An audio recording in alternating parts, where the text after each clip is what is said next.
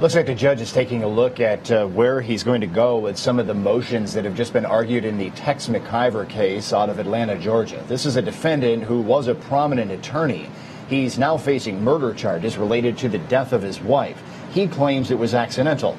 Brian Wagner is here in the Law and Crime studio with me. Brian, we've been talking about what's going on here. A lot of wrangling. You know the deal. Evidence law is all about creating the trial that you want to have and not having the trial you don't want to have. And this is just another part in that pre-trial wrangling. Good afternoon. Thanks for having me again. Absolutely. But part of it also is sometimes you don't know how your case is going to go in until you're in the thick of it. And so you want to leave all your options open. And so right now, the prosecutor is trying to get certain admissions in, or at least let the admissions be admissible. And so once that happens, then they could accurately decide, okay, we are going to use this statement, we're not going to use this statement. And so a lot of it is just figuring out what the judge will allow, and then they can kind of have the pick of the litter. It looks here like a lot of this has to do with statements that were somehow purportedly made either by the defendant or his attorney that wound up in a news article, and the prosecution saying, okay, well, these are the sorts of things that only the defendant would know, so we're going to try to argue that they came from him. One of his attorneys is saying, no, they really came from me. It sticks the judge in the position of trying to unravel who exactly said what and who was the source of what in a published report about the case. Yeah, so an admission is what we're talking about, an admission by adoption. That means if I say something and you don't respond as a normal person would, for example, if I said, it's a shame that you just killed that person, and you don't say, whoa, that wasn't me, I didn't do that, as you would expect someone to say, then that admission that I said can be actually adopted by you. What makes this even more interesting is that there's this attorney who's giving this account to this news station. Well, what the DA wants to say is that anything this attorney said could have only been by his conversation with the client. And there is no attorney-client privilege there because the attorney said to the station, so that's now waived. But maybe that's not the case. Maybe the attorney spoke with an investigator. Maybe the attorney spoke with other eyewitnesses. Maybe the attorney was just wrong. And so while these admissions might be admissible, all those issues go to really its strength and not necessarily its admissibility. You know, is this really the prosecution stretching its case if the prosecution really has to sort of go to this length to try to get information in about this defendant? Let's hold that thought, though. It looks like we've got the hearing resuming. Mr. Maples, I suspect you're going to be back. Thank you very much. Well, I didn't, but I'm happy to see you. Thank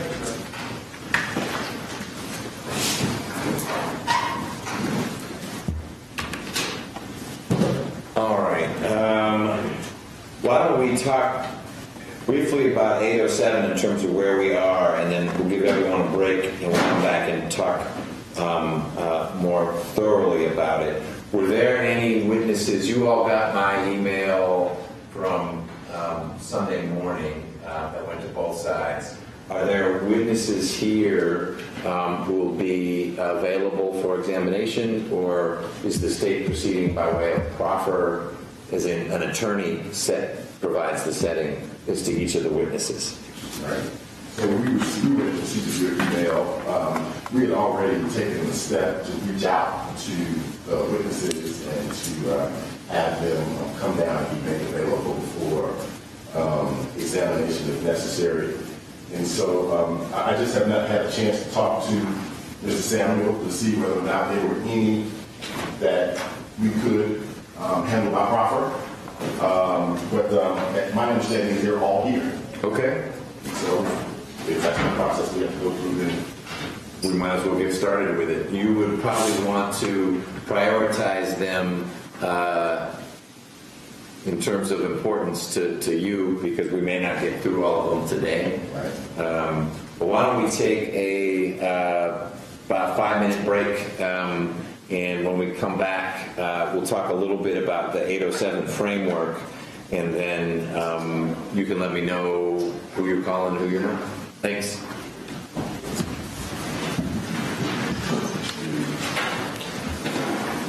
Kathy, I haven't seen any media lawyers. Do they need to be here rather than 9?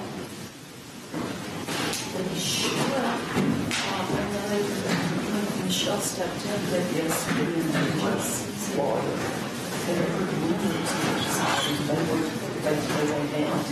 Which was what was going on. You don't get into the meetings. It's okay. I thought we were supposed to be here at 3.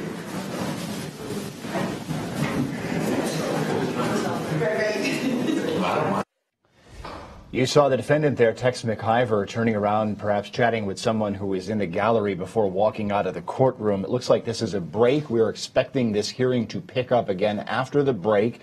We are waiting to see how the judge is ruling on some key evidence issues leading up to opening statements in this trial, which are scheduled for tomorrow morning. Again, we've got a defendant who is accused of murdering his wife. This story is pretty convoluted. Brian Wagner's here. He's a local attorney here in New York City. He's going to try to help walk through the facts here because this really is going to boil down to how the jury characterizes what happened. Here's the defendant's version of the story. He's dozing off in the back seat of this vehicle. His wife's best friend is driving. His wife is sitting in the front passenger seat. The highway is congested, so the driver, the best friend, chooses to get off the highway and try to basically weave her way through some local neighborhoods to get around whatever this backup was on the highway. So the vehicle's off the highway, and this gets a little bit convoluted here, but the bottom line is he believes he's in some kind of a sketchy neighborhood or a neighborhood where he feels that he's in some kind of a danger, so he takes out his gun. And he's got it in his hand as the vehicle continues along. He's dozing off again with presumably his finger on the trigger. Okay. At some point, the vehicle hits a bump or brakes or there's some disruption to the free flow of the vehicle. And he sort of wakes up, and in the process of all of this motion, this trigger on the gun goes off. The bullet goes through the passenger front seat, strikes his wife. The wife's friend says, well, let me back up. He says, the wife's friend says that he then says, is everybody okay? Like he immediately questions whether or not anybody's hurt. And the wife says, I think I've been shot. The driver, the friend, at first thought the wife was joking and then looks over and sees that there's blood starting to form. So the driver takes off, goes to what turns out to be a more distant hospital. Okay, under the presumption that that's the best hospital. The wife says, allegedly, as she's going into surgery, that it was an accident, and she later succumbed to the injuries. So that's the core factual nucleus of this whole thing. There's a lot to take apart there. Prosecutors are saying this is not an accident, this is murder. And they're trying to use financial records, wills, things like that to prove that there was a reason why Tex McIver, a prominent attorney, wanted his business executive wife dead. That's the state's claim. Yeah, I mean, it's a really good defense until it's not, right? I mean, the reason the prosecution is going through all of these admissions and what Tex McIver's actions were after the shooting, the days and weeks after, is because they think that's their strongest case for a consciousness of guilt, meaning this is how a guilty person acts. Now, the facts as you described them are a really good defense, right? That's, in the best case scenario for the defense, that's how it plays out. They don't have the burden. The people do. And if they're able to lay out that narrative from the opening statements on through the summations, it's going to be a defense verdict. But the reason these admissions become so important and how Mr. McIver was acting immediately after and the days and weeks after is because it starts to cut away from that innocent explanation over and over again. The fact that they went to a little bit of a farther hospital than a closer hospital, that by itself is a who cares. So maybe that one I think the judge ruled was not coming in, if I'm remembering a previous ruling, but it's another one of those bizarre facts here.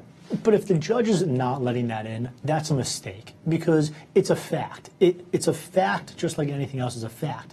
Now, whether or not a jury can come to the reasonable conclusion that that is clear evidence of his motive for murder, I think that's a stretch. So all these arguments are only as good as how logical they are, and as you pile them one after another, after another, after another, they become a lot more compelling, but by themselves, they mean nothing.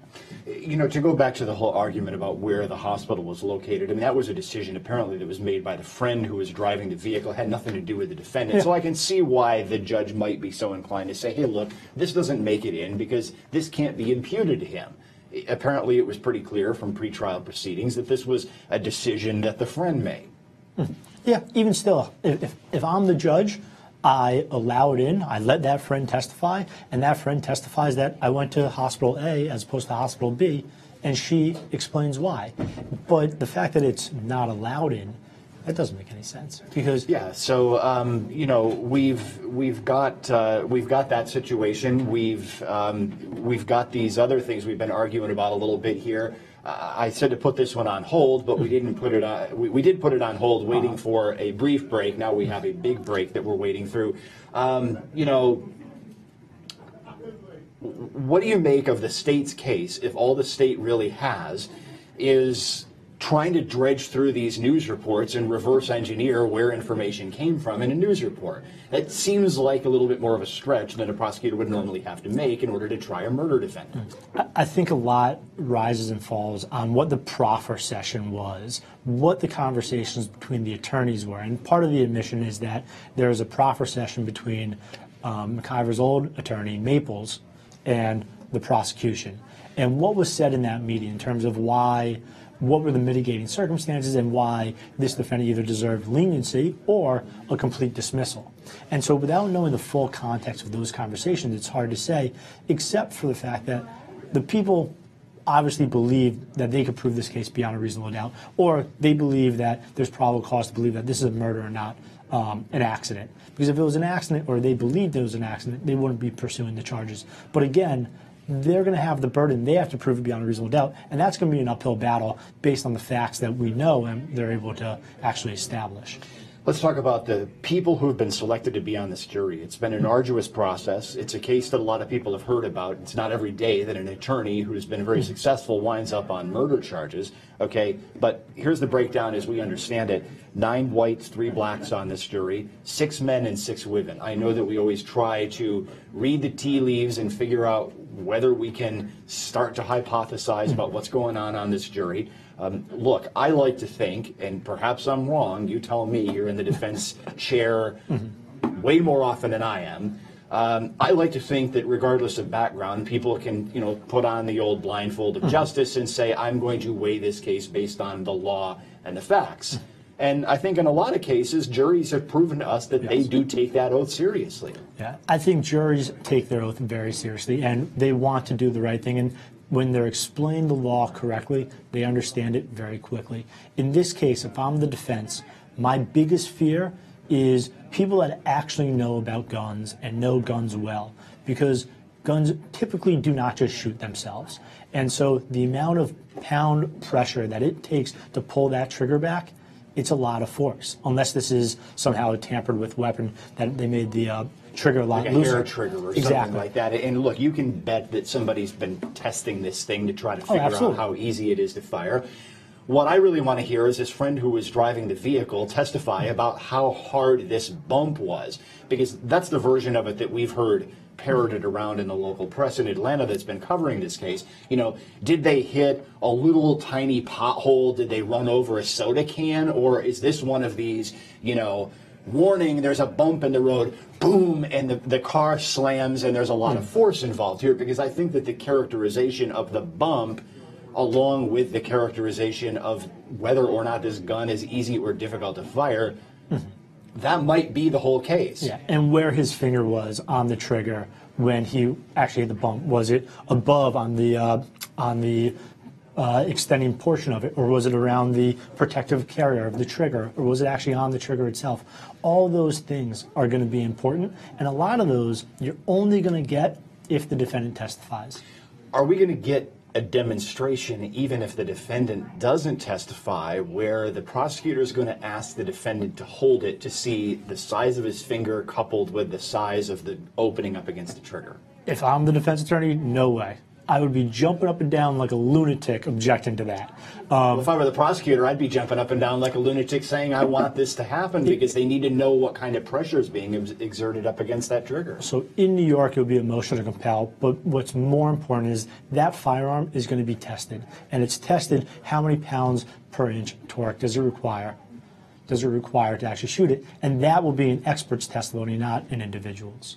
Well, we're going to keep an eye on the Tex McIver hearing because there's a break. But in the meantime, we're going to bring you something that we've been working on for a while here on the Law and Crime Network. It's a program with psychiatrist Dr. Dominic Sportelli, and we're calling it Interrogation Files. This is where a doctor who's trained to look at certain things takes a look at interrogation recordings and offers some insight into what may be going through the person's mind who's being interrogated. Let's listen.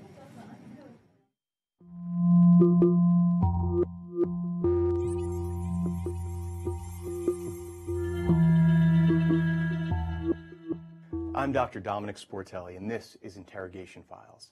Let's take a look at our first case. In November of 2016, investigators discovered 30-year-old Kayla Brown chained inside a storage container in Woodruff, South Carolina. The container was located on the nearly 100-acre property of local real estate agent Todd Kohlhepp, who was immediately taken into custody. Todd Kohlhepp shot Charlie Carver 3 times in the chest, wrapped him in a blue tarp, put him in the bucket of the tractor, locked me down here, and I never seen him again. Kohlhepp's interview with police would change the entire course of their investigation and give law enforcement officials a look inside the disturbing mind of a serial killer. Tonight, we take you inside the interrogation room. Dude, I just gave you seven bodies. Well, see, that's the thing I'm getting at. In what can only be described as a chilling 4 hours, Kohlhepp confessed to the kidnapping of Kayla Brown, the murder of her boyfriend, Charles Carver, as well as 6 other murders, including a quadruple homicide in a Chesney motorcycle shop in 2003. As investigators questioned Kohlhepp about the murder of the 4 shop employees, his shocking motive for the killings was revealed. Please understand this has been many, many years. They proceeded to give me more on the rude side about my inability to ride that kind of bike. As the interview continues, Kohlhepp appears to brag to the officers. I cleared that building in under 30 seconds. You guys would have been proud. After hearing the gruesome details of the 2003 murders, investigators questioned Kohlhepp about kidnapping Kayla Brown. His bizarre responses indicated that he believed Kayla enjoyed being held captive.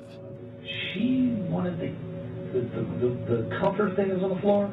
Mm-hmm. That was her idea. That was her submissive kitty bed, her kitten bed. What led this man to commit these heinous crimes? In today's episode of Interrogation Files, we take you inside the mind of Todd Kohlhepp.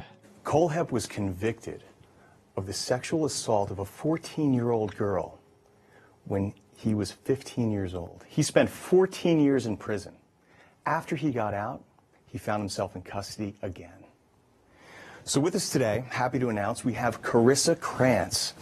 She is a former prosecutor and a multi-state attorney. So great to have you here, Carissa. Thank you for having me. Yeah, this case is so fascinating and disturbing from a legal standpoint as well as a psychiatric standpoint. So I'm so happy to have you here to discuss the legal matters in this case. It's just scary. I think when you're trying to get into the mind of a serial killer and make up understanding the makeup that makes up how they would proceed in an interrogation room, you need to look into their prior history and understand that Todd Kohlhepp has a rap sheet since nursery school. First, he was kicked out of nursery school for desecrating his friend's properties. Then he was kicked out of Boy Scouts for being disruptive. Then he Cloroxed his goldfish. Then he shot a dog with a BB gun. What you're actually saying is something called the McDonald triad, where a child abuses animals, set fires, and bedwetting. Unfortunately, he wasn't bedwetting or setting fires, but he was abusing animals, and what that was showing us was that he had no empathy. What we're going to look at next is when he's being interviewed by police for the murder of Charles Carver in 2016 and the kidnapping of Kayla Brown. He actually confessed to these 6 killings. Let's watch as he describes the 4 cold-blooded motorcycle shop killings. To see what happened, all of a sudden I had 3 people in front of me. Mom was the closest, and I shot her 2 to 3 times in the chest. Not my best work. Pattern was horrible. The owner and the manager ran from the door. They took off. They should have ran to me, not away. They were way too close.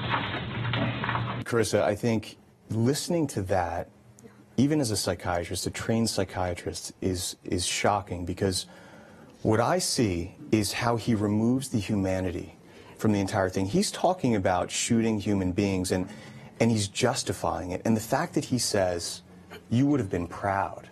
Not only is he a serial killer with the superbikes incidents, but he is a mass murderer. Which the mass murderer was the superbikes incident. And then he's a serial killer in that he has 7 dead bodies with a cooling off period in between. Most people are one or the other. He's both. You're right. And he even bragged to his mother about that at one point, stating, you know, I'm different than Ted Bundy. I'm different than Jeffrey Dahmer, because I'm a mass murderer and a serial killer. It just really goes to show that grandiosity that we're seeing here. But again, he's talking to these police officers, and he's speaking in almost tactical terms. Right. He was saying in one part of that video, I had to neutralize the threat. Because psychiatrically, if someone is a narcissist, there's something called narcissistic injury. And a narcissist cannot handle insults. And these people in the superbike store, they made fun of him at some point. So he couldn't live with it. What is it that actually sets him apart and makes him pull the trigger? What sets him apart, well, a couple things. Number one, sociopathy, right, is this inability to feel empathy for anyone. And the narcissistic point is that you are the center of the universe. So when someone insults you, it's easy to just pull the trigger, because that's the solution to the problem. It hurts so bad. In his mind, it hurts so bad that you made fun of me that I'm going to take care of this solution and I'm going to kill you. We're going to look at the video now of how he described the relationship that he had with Kayla Brown. She wanted the comforter thing that was on the floor. That was her idea. That was her submissive kitty bed, her kitten bed. Man, it tripped me out. So, Chris, I have to say something. You know, being a psychiatrist, I often tell people that there's not a lot that people can do or say to shock me or surprise me. But when you watch a video like that, and you can see this gentleman talk in such a tone about this girl that he was keeping captive, kidnapped, for almost 2 months in a storage container. What jumps out at me initially was the fact that he doesn't want to be charged for rape. He is concerned that the police are not, he says, you're not going to get me on rape, so don't even try. We don't know whether or not she was raped or not, and that might be hard to prove, and they already got him on dead bodies. So I don't know why he would care if they got him on rape, except for some psychological reason why he would care. And that's it, and you're absolutely right with that. So he's there, and he's saying, you're not going to get me on rape. A narcissist relies on their ego. It's his manhood. If he's raping someone, then she doesn't want the sexual act. So it takes away from his manhood. That's exactly right. So he doesn't want them charging him with rape because he doesn't like the way that it would make him look. It would probably be very difficult to prove legally if it was rape versus sexual assault, but sexual assault was clear. They found her there. She was tied up. She was falsely, she was false imprisoned. She didn't want to be there. She was banging to get out. They were, at that point, they already had the murders. So. But imagine a man's mind, or a gentleman like this, a guy like this, where his mind can say, he was going 2 times a day to visit her and sort of coercing her into sexual acts. And what she said, what Kayla Brown said, was that he would tell her, I don't believe in rape. But what he would say was... Well, maybe he's into something else. Well, he's into a lot of things, right? But what he would say was, but if you're not useful, Kayla, then I really have no need for you. Right. So in his mind, he might not be into rape. It's more S&M, or it's more, who knows what he's into. Well, it's psychological coercion, but in his mind, I think it's just fascinating. It's not rape. So, Carissa, final thoughts on this case. It's an incredibly disturbing case. He's back in the news, as we talked about. He's saying that he has more bodies to talk to authorities about. And I understand that from a psychological perspective, because he needs to be in the spotlight again. He needs to relive those murders. But from a legal standpoint, what is he going to gain from telling the authorities that he has more bodies?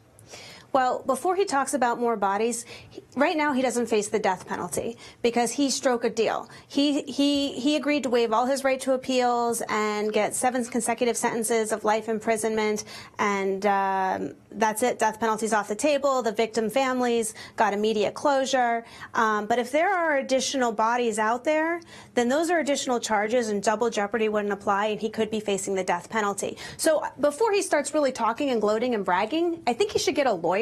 And a lawyer should negotiate a deal for him that if he's going to close additional cases, that the death penalty is also off the table. Got it. Got it. Very interesting case. I'm Dr. Dominic Sportelli, and I want to say that, you know, I study behavioral health to help people, but in cases like this, understanding the mind of somebody like Todd Kohlhepp could be the circumstances of life and death for other victims, and it's important to understand the minds of these people.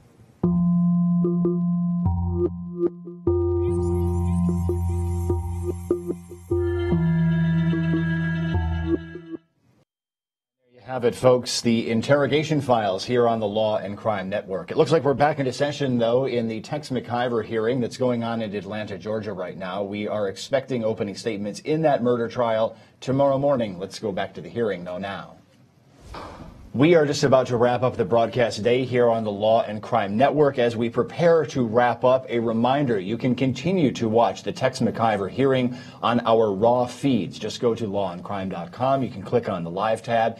You'll be able to see all of the feeds that we're carrying here at the network as they come into us. Before we go, though, Brian Wagner, I want to ask you one last question. We had the wife's executive assistant, who also served as her personal assistant, on the stand for a proffer. This is basically giving the judge a sense of what testimony will come out of these witnesses if they are allowed to testify about certain matters. But he said one thing that was quote-worthy. He said what was his, meaning the defendant's was his. What was hers, meaning what was the victim's was hers, and never the two shall meet. That sounds like the kind of quote that if I were a prosecutor going after that defendant saying this is all the motive in the world right there. He wasn't allowed to touch his wife's property, and I would be parroting that quote, repeating it. I'd have it up on a screen. I'd have it up on an easel. I would mine that thing for all it's worth. Yeah, it goes back to what we were talking about before. They are trying to establish the defendant's motive, the reason why this wasn't an accident and instead it was an intentional murder. And that's a perfect example of that alone doesn't mean anything, but when you add in all of the context with all the other facts, it becomes powerful evidence. Brian Wagner, former prosecutor, current criminal defense attorney in New York City. Great to see you here on Law and Crime. Thank you so much. We're going to wrap up for the day with a reminder that we are on the air live from at least 9 a.m. until at least 5 p.m. Monday through Friday. And again, our raw feeds are up, lawandcrime.com, if you'd like to continue watching the hearing. We are expecting opening statements in the Tex McIver trial tomorrow morning. Join us then. For now, this is Aaron Keller, and for everybody here at Law and Crime, have a good evening.